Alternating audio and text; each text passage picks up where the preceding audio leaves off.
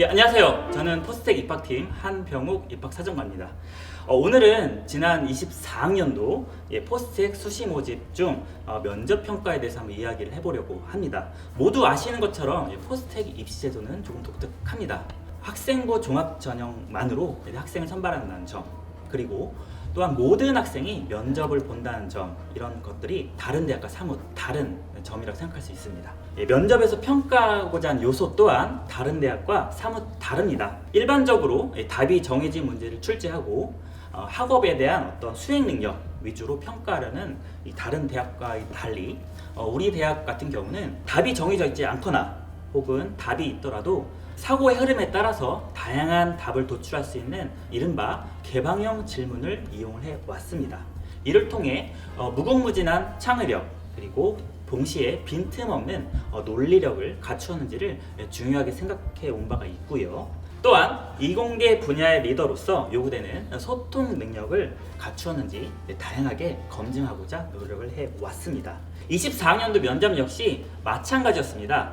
포스텍의 단일 계열과 반도체 공학과 각각의 이러한 면접의 방향성이 그대로 적용되었는데요. 먼저 단일 계열의 경우 사고력 면접과 잠재력 면접 두 가지를 수행하면서 제시문을 읽어내는 문해력을 관찰해보고 제시된 문제를 논리적으로 잘 해결하는지, 그리고 제출된 서류에 기반한 학생 맞춤형 질문을 통해서 학생의 다양한 특징을 확인해보는 노력을 저희가 수행했습니다. 반도체 공학과의 경우 미래 반도체 산업 분야를 주도해 나갈 글로벌 리더로서의 자질을 검증하기에 노력했는데요. 분석 능력, 사고력, 의사결정 능력을 갖추었는지 알아보기 위해 저희가 또 다양한 문제를 제시한 바 있습니다.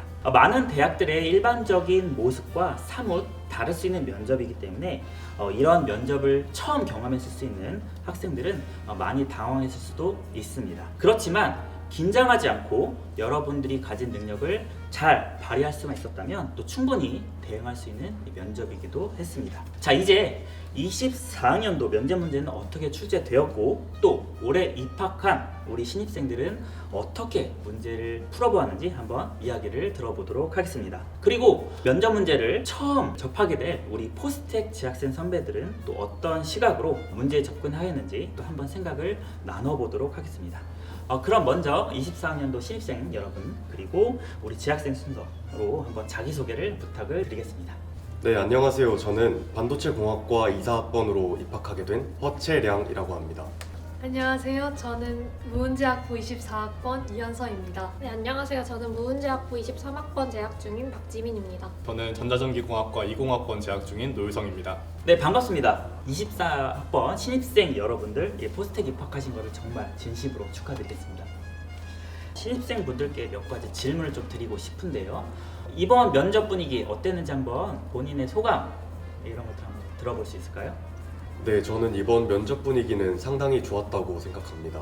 왜냐하면 면접관 분들께서 저희가 헷갈려할 수 있는 부분들을 좀 더 올바른 풀이로 이끌어 나갈 수 있게 길을 제시해 주시면서 도와주셨기 때문입니다. 네, 저는 무은재학부 소속으로 잠재력 평가와 사고력 평가 두 가지로 나누어서 진행을 했는데요. 저 같은 경우에는 사고력 면접에서는 면접관님들께서 소통하는 분위기와 잘 사고를 할 수 있도록 긴장을 풀어주셔서 좋은 분위기에서 면접을 보았던 것 같은데, 네, 몰랐을 수도 있겠지만 사실 두 친구 모두 이 면접을 매우 잘 본 학생들이었고 제가 그래서 초대를 한 바가 있습니다. 혹시 아셨나요? 예. 아마 아셨을 수도 있는데요. 그렇죠? 이렇게 면접에 대한 소감을 한번 들어봤는데요.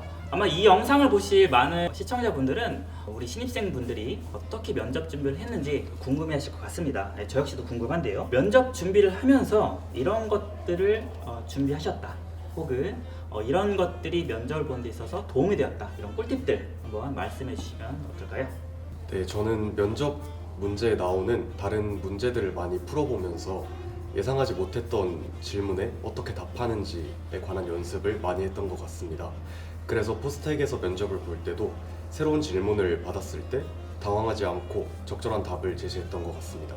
네, 저는 포스텍 키안의 최근 4개의 호를 보면서 어떤 문제로 변형되어 나왔는지에 조금 중점을 두면서 관찰했던 것 같습니다. 제가 포스텍 면접을 보는데 가장 도움이 됐던 점은 고교 생활을 하면서 어려운 문제를 마주치게 된다면 그때 친구들이랑 같이 화이트보드에 어떤 풀이를 하는지 서로 공유를 하면서 서로 사고 과정을 소통하면서 해결하려고 했던 점이 가장 도움이 됐던 것 같습니다. 예, 그러면 한번 재학생분들에게도 동일한 질문을 좀 드려보고 싶은데요. 면접을 봤을 때 그 당시에 어떤 준비를 하셨었고 또 어떠한 꿀팁이 있는지 본인의 노하우를 한번 말씀해 주시면 좋을 것 같습니다. 저 같은 경우에도 참고 자료로 제공해주신 포스테키안을 읽었던 기억이 있습니다. 포스테키안에서 어떤 부분의 자료가 그대로 문제에 나온다는 생각보다는 포스테키안에 있는 여러 지식들을 접해보고 제가 부족하다고 느끼는 지식들을 추가적으로 인터넷 자료나 유튜브 등을 찾아보면서 배경 지식을 넓히는 용도로 쓰였던 것이 큰 도움이 됐던 것 같습니다. 그리고 또한 면접에서 가장 중요한 것이 자신의 생각을 명료하게 전달하는 것이라고 생각을 해서 제가 쓴 답변을 면접관님이 효과적으로 알아들을 수 있도록 말하는 방법을 많이 연습했던 것 같습니다. 네, 우선 앞선 두 친구가 포스테키안이 많은 도움이 됐다고 하시니 저는 알림이로서 정말 감사한 마음이 드는데요. 앞선 친구들이 조금 실질적인 준비 팁을 드렸다면 저는 마음가짐에서 조금 준비를 어떻게 했는지 말씀을 드리고 싶습니다. 저 같은 경우는 포스텍 면접은 준비를 할 수도 없고 준비할 필요도 없다라는 말을 굳게 믿고 조금 편안한 마음으로 면접을 준비하려고 노력했던 것 같습니다. 네, 정말 그 다양한 이야기를 한번 들을 수 있었는데요. 말씀하신 것처럼 우리 포스텍 면접은 정답이 없는 그런 문제 혹은 답이 있더라도 다양한 답변을 해볼 수 있는 문제들이 출제되기 때문에 또 학생분들이 너무 걱정하지 않으셔도 될 것 같습니다. 본인의 고교 생활에서 수업에 충실히 임하시고요. 동시에 지금 다양한 의견 속에서 나온 공통점, 포스테키안 혹은 뉴스, 신문기사들 이런 여러 가지 매체들을 꾸준히 접하시고 또 그런 것들을 통해서 다양한 생각들을 해보신다면 큰 어려움 없이 우리 면접을 또 대응하실 수 있을 것이라고 생각을 합니다. 그럼에도 불구하고 사실 매년 지원자분들이 느끼는 난이도는 좀 다를 수 있을 거라 생각합니다. 우리 신입생분들은 이번 면접 난이도에 대해서 또 어떻게 생각하셨는지 한번 얘기를 들어보도록 하겠습니다. 네, 저는 면접 문제의 난이도는 딱 보통이었다고 생각했습니다. 면접에 들어가기 전에 사전에 문제를 풀 때는 문제의 난이도가 쉽게 느껴졌지만 막상 들어가서 면접관님들이 제대로 된 접근 방향을 제시해 준 후에 문제를 보니 더 다양한 해석이 가능한 문제라는 생각이 들었기 때문입니다. 저는 주어진 30분 동안 잠재력과 사고력 문제를 보았는데요. 잠재력은 문해력을 평가하는 문항이어서 딱 15분 정도가 적당했다고 생각했습니다. 그러나 사고력 문제 같은 경우에는 저는 2, 3번은 조금의 아이디어가 필요하다는 생각이 들어서 혹시 그 아이디어를 잡지 못했다면 조금 난이도가 높게 느껴졌을 수 있다고 생각하였습니다. 예, 이렇게 두 학생이 느끼는 바를 한번 들어보았는데요. 영상을 보실 시청자분들이 궁금하실 부분일 것 같아서 여쭤본 질문입니다. 혹시 두 학생 포스텍 말고 최종 합격한 학교가 있다면 어디였는지 좀 말해 주실 수 있을까요? 네, 저는 연세대학교 반도체공학과와 서울대학교 재료공학부 그리고 동국대학교 의과대학을 합격하였습니다. 저는 카이스트 1차 합격, 고려대 최종 합격, 성균관대 최종 합격, 유니스 최종 합격, 그리고 포스텍 최종 합격을 하여 망설임 없이 포스텍에 오게 되었습니다. 네, 정말 다들 좋은 학교들에 중복 합격하셨는데요. 그럼에도 불구하고 포스텍을 선택하셨네요. 네. 아마도 더 좋은 학교를 현명하게 잘 선택하신 게 아닌가 여러분들도 아마 후회 없으셨다고 생각을 합니다. 맞으신가요? 네. 네, 알겠습니다. 자, 이 기억이 생생한 우리 신입생분들의 한번 이야기를 들어보았는데요. 또 우리 재학생분들의 얘기를 들어보지 않을 수 없겠습니다. 우리 재학생분들, 본인들이 이제 면접을 보았을 때 당시 어떤 분위기라든지 혹은 그때 느꼈던 어떤 난이도라든지 뭐 이런 것들이 있었다면 자유롭게 한번 말씀을 주시면 좋을 것 같습니다. 저 같은 경우에는 면접 문제로 나온 주제가 되게 생소하게 느껴져서 처음 준비 시간 40분이 촉박하고 어렵게 느껴졌던 것 같습니다. 완벽하게 문제에 대한 해답을 얻지 못한 상태에서 면접장에 들어갔던 것 같습니다. 그러나 제가 예상했던 것과 달리 면접장의 분위기가 생각보다 자유롭고 교수님들과 소통하는 과정에서 충분한 힌트를 주시고 자신감을 주셔서 결국 면접장에서는 후회 없이 모든 문제에 대한 답을 제대로 하고 나온 것 같았습니다. 네, 저는 좀 오래된 일이라서 기억이 나지 않지만 기억을 되살려 보자면 앞선 친구들이 말씀해 준 것처럼 교수님들이 굉장히 친절하셨던 것 같습니다. 저는 1번 문제와 2번 문제가 나눠져 있는 줄 알았는데 교수님들께서 1번 문제와 2번 문제의 연관성을 강조해 주셨고 그 덕분에 저는 거기서 힌트를 얻어서 이번 문제에 끝까지 잘 도달할 수 있었던 것 같습니다. 네, 이렇게 4명의 학생들이 어떤 면접에 대한 소감 이런 것들을 한번 들어보았는데요. 네, 공통적으로는 사실 이 학생들 모두 면접을 잘 보았습니다. 이렇게 포스트키안이 될 수 있었던 여러 가지 노하우에 대해서 한번 우리가 들을 수 있는 또 기회였습니다. 좋습니다. 이제 면접 리뷰를 하러 떠납시다. 렛츠고! 자, 이제부터는 24학년도 문제를 같이 풀어보고 어떤 답변들이 나올지 공유해보는 시간을 가질 텐데요. 우선 이 문제를 처음 보셨을 선배님들을 위해서 문제풀이를 하실 시간을 드리도록 하겠습니다. 원래 이 면접은 신입생분들은 30분 동안 면접 문제를 풀었었죠. 우리 선배님들이니까 10분이면 괜찮을까요? 네. 사실 10분 무리죠. 예, 어려우니까요. 저희가 이렇게 하겠습니다. 면접 문제를 한번 풀이하실 시간을 충분히 드리도록 하고요.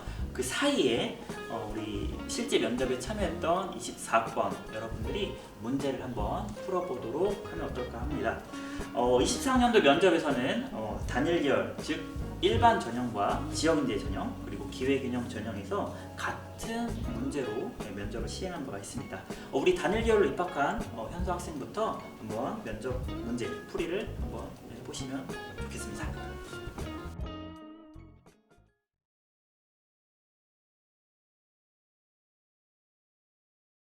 지금부터 잠재력 과정을 먼저 풀이하도록 하겠습니다. 첫 번째 문제로 크림 전쟁 당시 나이팅게일이 전시 간호개혁을 수행해 나간 과정을 시간의 변화에 유의하여 설명해 달라고 하였습니다. 저는 쉽게 기억 후 전달하기 위해 시간을 축으로 하는 수직선 위에 키워드를 표시해서 면접장으로 갔었습니다. 우선 제시문에서 1854년 10월에 크림 전쟁이 발발했다고 하였습니다. 그랬을 때 첫 번째로 나이팅게일이 실시한 것은 손 씻기 의무화였습니다. 그리고 두 번째로 한 것은 영국 유력 언론지 타임즈에 기고문을 보내 병원을 설립하도록 하는 것이었습니다. 그리고 세 번째로 한 것은 1855년 3월에 위생위원회를 설립한 것입니다. 1856년 3월에 전쟁이 종료되었습니다. 이어서 두 번째 문제를 설명하도록 하겠습니다. 막대형 그래프가 아니라 장미 다이어그램을 특별히 고안한 의도와 그 효과에 대해서 설명하는 문제였는데요. 첫 번째로는 제시문에서 고위 간부들도 해석에 능숙하지 않았다라고 하는 부분이 있습니다.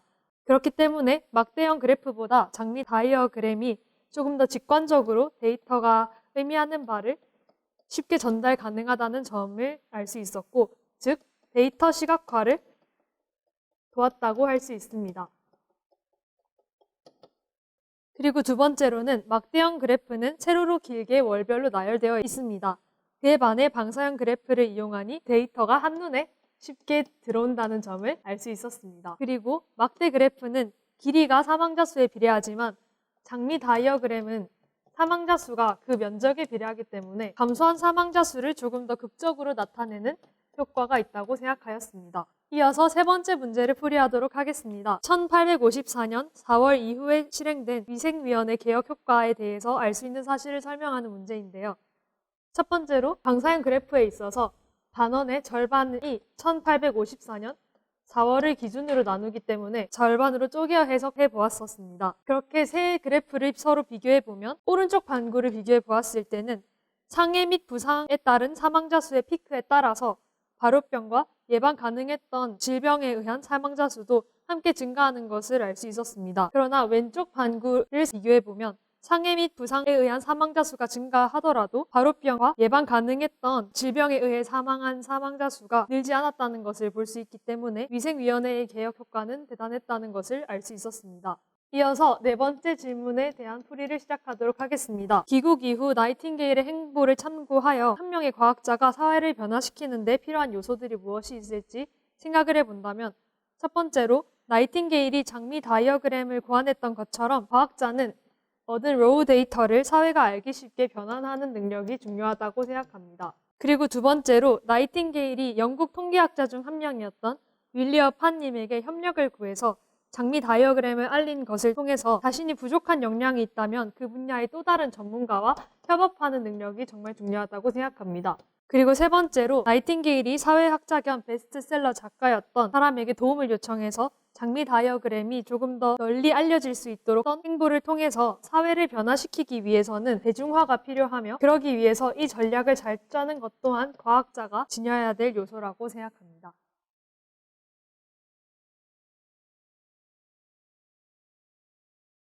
네, 지금부터 사고력 평가에 대한 문제를 풀이하도록 하겠습니다. 우선 첫 번째 문제로 위키피디아라는 영문 백과사전을 종이책으로 제작할 경우 그 질량을 추정해보라는 문제에 대해 풀이하도록 하겠습니다. 우선 이 문제를 풀이하기 위해서는 영어 단어라고 주어졌기 때문에 이 영어 단어가 한 몇 개의 알파벳으로 이루어지는지를 추정해야 한다고 생각하였습니다. 그래서 저는 약 평균적으로 6자의 알파벳이 하나의 단어를 이룬다고 생각하였습니다. 그리고 똑같은 방법으로 종이 한 장에는 약 1000자의 알파벳이 들어갈 것이라고 생각하였습니다. 그리고 세 번째로는 종이 한 장당 약 0.5g이라고 생각하였습니다.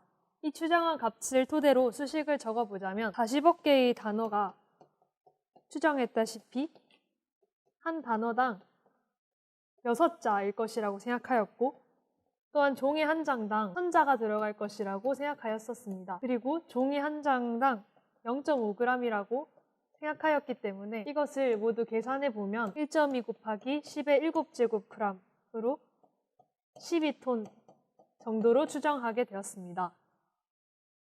이어서 두 번째 문제를 풀이하도록 하겠습니다.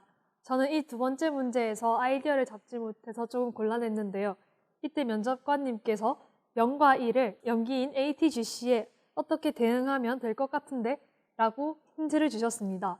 그러자 저는 2비트로 구성된 이진법을 염기 넷상과 대응시킬 수 있겠다라는 아이디어가 떠올랐고 2비트짜리 이진법을 모두 경우의 수를 나열해보면 00, 01, 10, 11로 총 4가지가 나오게 됩니다. 그리고 DNA에서 염기 서열은 3'과 5'은 서로 역평행 구조이기 때문에 서로 A와 T 결합과 T와 A 결합은 서로 다른 것으로 볼 수 있습니다. 똑같이 G와 C 결합, 그리고 C와 G 결합으로 생각할 수 있었습니다. 그렇게 되면 이 이진법을 하나의 염기쌍으로 대응할 수 있게 되고 저는 의미로 이렇게 대응하여 풀게 되었습니다. 그래서 질문에서 원하는 알파벳 대문자 P의 아스키 코드인 80 이것을 이진법으로 표현한 1010, 0000을 여기서 고안하게 된 염기 서열로 표현하게 된다면 TA, TA, AT, AT로 표현할 수 있다고 생각하였습니다. 이어서 세 번째 문제를 풀이하도록 하겠습니다. 세 번째 문제에서는 인류의 모든 지식을 DNA로 보존하려고 하는 문제인데요. 그때 DNA 질량을 추론하는 문제였습니다. 우선 이 문제를 풀기 위해서는 제시문에 나와 있는 염기의 분자량과 인산의 분자량, 당 분자량을 모두 이용하였습니다. 첫 번째로 염기 ATGC의 평균 분자량을 구해보면 130g/몰이었습니다. 그리고 또한 DNA는 당, 인산 골격이 1:1:1로 비율을 이루는 구조를 가지고 있습니다. 그렇기 때문에 염기 한 쌍당 그리고 1몰당 DNA의 질량을 구해보면 130의 염기 더하기 당의 분자량 더하기 인의 분자량 그리고 이것이 두 개가 이루는 게 한 쌍이기 때문에 이렇게 구해보면 그 값은 178g/몰이 됨을 알 수 있었습니다. 그럼 이것을 토대로 전체 인류의 모든 지식을 DNA로 저장했을 때의 질량을 구해보면 제시문에서 모든 지식은 10의 23승 바이트라고 하였고 1바이트는 8비트라고 하였는데 저희는 이것을 2번에서 8염기로 바꿀 수 있음을 알 수 있었습니다. 그리고 또한 저희가 말한 염기 한 쌍, 즉 2개의 염기와 1몰에 해당하는 값은 718g임을 도출했었고 이것을 아보가드로수로 나누어 주면 약 480g으로 인류의 지식을 DNA로 전환할 수 있다고 생각하였습니다. 이렇게 인류의 모든 지식을 DNA로 전환했을 때 그 장점은 우선 DNA는 온도와 열 변성에 매우 강한 편이기 때문에 데이터를 보존할 수 있다고 생각하였습니다. 그리고 또한 계산했다시피 480g으로 매우 작은 질량을 차지하고 있기 때문에 데이터를 보관하기 유용하다고 생각하였습니다. 그러나 단점은 DNA는 그 분해 효소 등에 의해서 쉽게 파손될 수 있기 때문에 데이터가 손실될 우려가 있다고 생각하였습니다. 예, 고생 많으셨습니다. 혹시 우리 선배 포스키안 여러분, 혹시 문제에 대해서 어땠는지, 뭐 의견이라든지 혹은 뭐 질문 같은 거 있으면 예, 한번 해보면 좋을 것 같은데요. 일단 대답한 내용이 너무 완벽해서 제가 특별히 더 수정할 코멘트는 없는 것 같은데 하나 이야기를 해보자면 이번 문제에서 그 효과나 의도에 대해서 설명하라는 문제에 이 제시문의 내용을 조금 더 활용해서 대답을 할 수 있을 것 같습니다. 당시에 나이팅게일은 정관계의 군부들을 설득해야 하는 상황이었고 여자 간호사의 입장으로서 영향력이 없다는 것을 알고 있었습니다. 그래서 한 번에 자신의 주장에 힘을 싣고 시각적으로 임팩트를 줄 수 있는 방법을 고안하기 위해서 이 장미 다이어그램을 사용을 했다고 생각을 합니다. 그로 인해서 주장을 강력하게 인식할 수 있도록 도와줬던 것 같습니다. 특히 사고력 평가 뭐 1, 2번 문제 같은 경우는 정말 다양한 학생들의 가정이라든지 그 논리의 전개에 따라서 정말 많은 답변들이 나왔던 걸로 제가 기억합니다. 1번 문제에서 여러 가지 학생마다의 가정을 할 수 있는 상황이 주어졌었는데요. 예를 들면 이 종이 한 장에 글자 수가 몇 개나 들어갈까를 학생들이 여러 방식으로 추정을 했었는데 또 재미난 사례의 경우에 저희가 이제 직접 제시했던 이 제시문 있죠? 이 제시문에 들어가는 글자 수를 정말 직접 하나씩 세서 그것을 답변에 반영하는 경우도 있었고요. DNA로 과연 저장 매체를 만드는 것이 가능할까? 문제 출제진들도 이런 것들에 대한 상상을 해가면서 저희가 이 문제를 출제했었는데 놀랍게도 작년 12월이죠. 정말 DNA로 제작한 저장 장치가 개발이 됐다고 합니다. 이렇게 과학적인 상상력이 실제로 현실이 되고 이런 과정들을 저희가 면접으로 또 확인할 수 있었던 것 같아서 상당히 의미가 있었던 이 면접이기도 했습니다. 네, 그럼 이어서 반도체 공학 계열의 문제를 한번 살펴볼까요? 반도체 공학 전형 1과 2의 지원자들은 같은 문제로 면접을 시행한 바가 있습니다. 이번에는 채량 학생이 한번 이 면접 풀이를 하도록 하겠습니다. 1번 문제에 대한 풀이부터 말씀드리겠습니다. 네, 결국에 앞에 나온 예시는 반도체라는 우리에게 있어서는 되게 작은 물질로 보일 수 있는 이 하나의 소자가 국가적인 문제도 될 수가 있고 모든 산업 전반에 영향을 미칠 수 있다는 이야기를 하고 싶은 것이라고 생각했습니다. 반도체라는 작은 소자 하나가 결국에는 우리가 일상생활 속에서 많이 마주하는 그런 하드웨어들의 코어가 되는 물질이라고 생각했고 그 앞에서 나온 예시에 있는 홀스류 네일과도 같은 종류라고 생각하였습니다. 저는 평소에 반도체가 모든 기기에 있어서 핵심적인 요소라고 생각을 했고 특히 요즘같이 IoT나 4차 산업혁명 시대가 도래한 상황에서는 필수 불가결한 존재라고 생각하고 있습니다. 따라서 반도체라는 작은 소자가 우리 산업 전체에 영향을 미치는 매우 중요한 존재라고 생각합니다. 네, 이번 문제에 대한 풀이를 말씀드리겠습니다. ABC가 투자하냐 안 하냐를 경우의 수로 모두 나타냈는데요. 총 8가지 경우가 나오고 ABC가 모두 투자했을 때, 두 회사만 투자했을 때, 한 회사만, 그리고 아무도 투자하지 않았을 때를 각각 나누어서 각 회사의 각 경우에 대한 순이익을 계산해 보았습니다. 우선 ABC가 모두 투자했을 때는 세 회사가 똑같이 5조의 순이익을 갖게 된다는 것을 알 수 있었고 세 회사가 모두 투자하지 않았을 때는 기존 시장의 순이익과 똑같이 15조, 12조, 3조의 순이익을 가지게 된다는 것을 먼저 파악하고 나머지 경우의 수를 판단하였습니다. 두 회사만 신규 기술 개발 시장에 참여했을 때는 두 회사가 똑같은 비율로 나눠 가지고 경쟁 효과에 의해서 80%의 순이익을 가지게 되므로 각각 15조의 순이익을 얻게 되며 참여하지 않은 회사는 그대로의 순이익을 가지게 된다고 생각하였습니다. 나머지 경우의 수도 마찬가지로 이렇게 나온다고 생각하였습니다. 한 회사가 신규 기술 시장에 참여하게 되었을 때는 그 회사가 모든 매출액을 가져가게 되고 개발 비용인 9조를 뺀 51조를 가져가게 된다는 것을 고려하여서 A가 51조, B와 C는 원래의 순이익인 12조, 3조를 가져가게 된다는 것을 알 수 있었습니다. 그러면 이제 이러한 표를 바탕으로 3번, 4번 문제를 설명해 보도록 하겠습니다. 3번 문제에서는 각 회사별로 신기술 개발에 대한 장단점을 설명하는 문제였는데요. 저는 우선 A 회사는 원래 매출액이 15조이기 때문에 A 회사를 포함한 모든 세 가지 회사가 다 투자했을 때를 제외하면 자신이 원래 순이익대로 이윤을 얻을 수 있는 상황이라고 생각했습니다.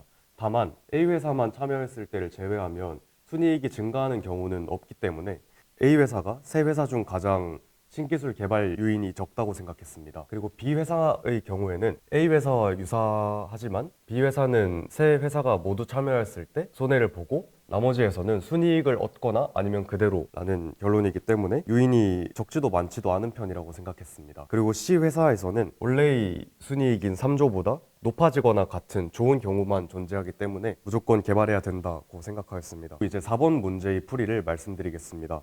B 회사의 의사결정권자가 저라고 생각하면 B가 할 때 A와 C가 어떻게 움직일지를 제가 생각해 보았는데요. 우선 기술 개발 비용의 분담이 가능하기 때문에 무조건 다른 회사와 협력하는 편이 더 좋다고 생각하였습니다. 세 회사가 다 들어왔을 때보다는 두 회사가 들어갔을 때 더 큰 이익을 얻을 수가 있기 때문에 만약 A와 협력하게 된다면 C 회사는 어떤 선택지를 가지고도 이윤을 얻을 수 있기 때문에 저는 반대로 C 회사와 협력하는 것을 생각하였습니다. 만약 B와 C 회사가 협력하여서 신기술을 개발하게 된다면 A 회사의 입장에서는 이 두 회사가 모두 개발하게 되면 자신이 개발했을 때는 순이익의 감소가 일어날 수밖에 없기 때문에 개발 요인이 감소하여 신기술 시장에 참여하지 않을 것이라고 생각했습니다.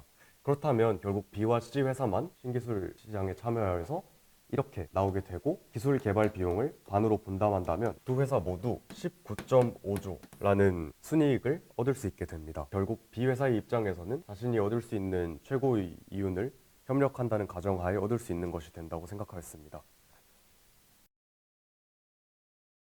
예, 채령 학생 예, 수고 많으셨습니다. 포스테키아는 선배님들이 보았을 때 어떤 뭐 질문이라든지 의견 같은 거 있으시면 또 자유롭게 말씀 주시면 좋을 것 같아요. 네, 우선 허채량 학생이 어떻게 보면 난잡하게 흩어진 정보들을 테이블로 잘 정리를 해서 논리적인 결론에 잘 다다른 것 같은데요. 여기서 제가 느꼈던 점은 확실히 포스텍 면접 문제가 개인에 따라서 답이 다양하게 나올 수 있다는 것입니다. 그 이유는 여기서 보시면 각 회사는 모두 합리적 판단을 내린다라는 조건 때문에 이 합리성에 대한 개인의 해석에 따라서 답이 다르게 나왔을 것 같은데요. 이제 허채량 학생이 마지막 4번 문항에 대해서 B와 C가 4.5조씩을 분담한다고 했는데요. 만약 제가 C 회사의 대표라면 B 회사의 대표가 4.5조씩을 분담하자고 했을 때 3조의 매출액을 내고 있는 상황인데 4.5조를 어떻게 내냐라고 반론을 펼칠 수도 있을 것 같습니다. 그래서 저 같은 경우는 현재 매출액 대비 투자비가 얼마나 나오는지 그 비율이 같아지는 지점을 선정해서 구조를 분담했을 것 같은데요.